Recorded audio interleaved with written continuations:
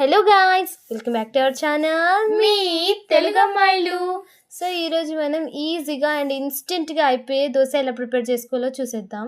First అయితే మనం అటుకులు ఇంకా రవ్వను మంచిగా వాష్ చేసుకొని నానబెట్టుకుందాం 10 minutes వరకు. అటుకులని ఇక్కడ మేము 2 times అంటే ట్వైస్ వాష్ చేసి పెట్టుకుంటున్నాం. అండ్ కొన్ని వాటర్ యాడ్ చేసుకొని ఒక 10 minutes వరకు పక్కన పెట్టేయాలి. ఇది ఎక్కువ ప్రాసెస్ ఏమి ఉండదు, ఈజీగా అయిపోతుంది. మనం ముందు రోజు నానబెట్టుకొని బియ్యం నానబెట్టుకొని అండ్ మినపప్పు నానబెట్టుకొని అంత ప్రాసెస్ ఉండదు. ఒక 10 minutesలో ఈజీగా చేసేసుకోవచ్చు.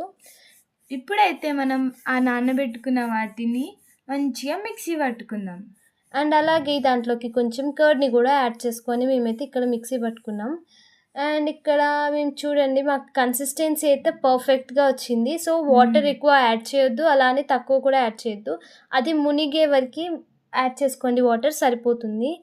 అండ్ అలాగే మేమైతే ఇక్కడ కర్డ్ని కూడా యాడ్ చేసేసి మిక్సీ పట్టేసాం.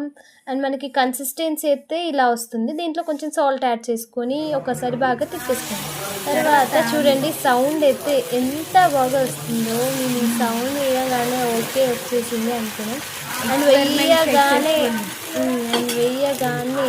స్పాంజీగా ఎంత బాగా కనిపిస్తుందో చూడండి. ఇక్కడ మేము కొంచెం ఆయిల్ కూడా దానిపైన వేసేసాం.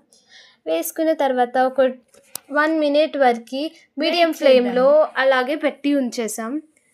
అండ్ 1 minute తర్వాత మేము ఇక్కడ తీసేస్తున్నాం. చూడండి కలర్ ఎంత పర్ఫెక్ట్గా వస్తుందో. చూసావా ఎట్లా వచ్చిందో దోశ?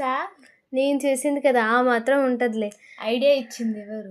ఐడియా ఇవ్వగానే అయిపోదు కదా గైస్, చేస్తేనే అవుతుంది. సో మీరు కూడా ఒకసారి ట్రై చేసి ఎలా ఉందో కామెంట్ చేయండి. చూడండి ఎంత స్పాంజీగా ఎంత బాగుందో. అండ్ మా చెల్లికి వెళ్తే ఇలాంటివి ఇష్టం, ఎందుకంటే తను క్రిస్పీగా ఇష్టపడదు. So thank you, please to subscribe. Bye guys.